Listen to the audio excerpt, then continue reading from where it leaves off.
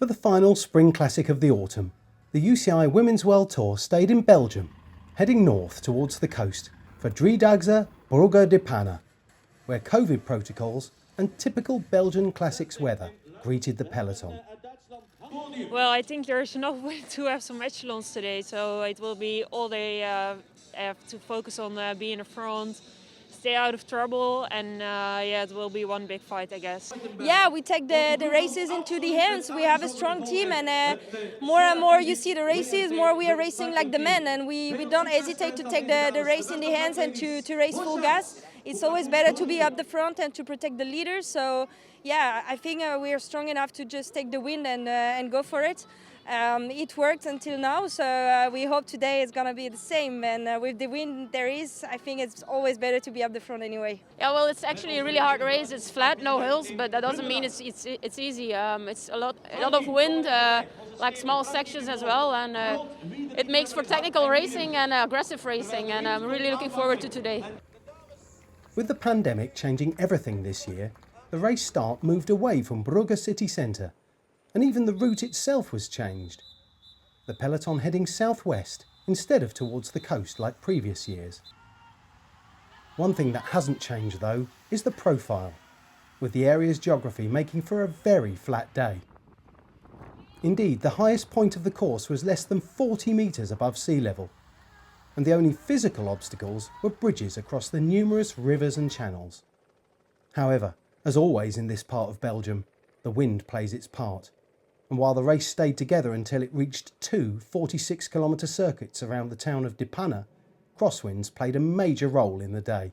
Halfway around the second lap, Bulls Dormans and Sunweb came to the front, and as the road changed direction, they put the pressure on. With the two teams lifting the pace across the open, flat farmland, the race split to pieces, the peloton scattered across the countryside, and, though a small peloton reformed, the action was not over.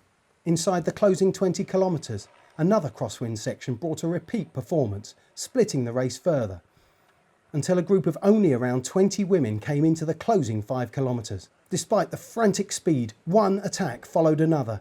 Trek Segafredo's Ellen van Dijk so close to getting away inside the final 2 kilometres. Then Amy Peters tried her luck, but it was Sunweb's Alison Jackson who led into the final 400 metres. Behind her, Jolien Dora was in perfect position, the Belgian coming off the wheel and launching her sprint.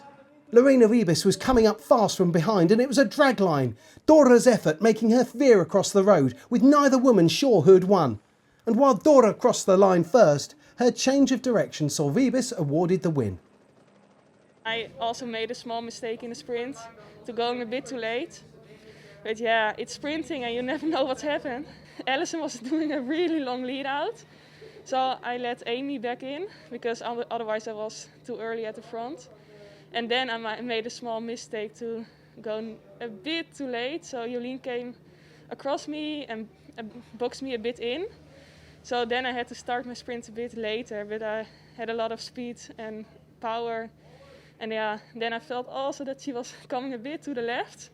But yeah, that's sprinting, and sometimes you have to take also that risk. Just follow. Yeah, I followed my line in that, but it wasn't. I was thinking, yeah, this is close also. But yeah, that's sprinting. Yeah, I think I didn't even feel it so much that it was so dangerous. For me, it was tricky through the city because I don't like it so much, left, right, and you have to be focused and in the front and always present.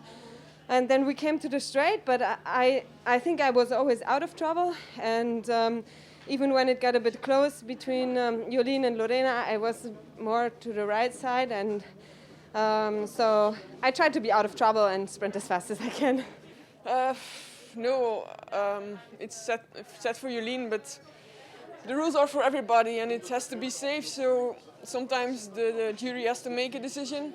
And today, that's the reason I become third, but if I make that mistake and I am disqualified, then it will also be like that. So. With Wiebes winning ahead of Lisa Brennau and Lotte Kopecky, Mitchelton Scott's Sarah Roy took a third consecutive top 5 finish, while Sofia Bertizzolo was 5th and British champion Alice Barnes 6th. The top 3 of the UCI Women's World Tour standings remain the same, with Lizzie Deignan leading ahead of Anna van der Breggen and Elisa Longo-Borghini. Both on the day's podium, Lotte Kopecky moves to 4th with Lisa Brennau up to 6th. While Liana Lippert still leads the UCI Women's World Tour Young Rider classification ahead of Michaela Harvey and Marta Cavalli, her victory in Belgium sees Lorena Wiebes move up into 4th place overall.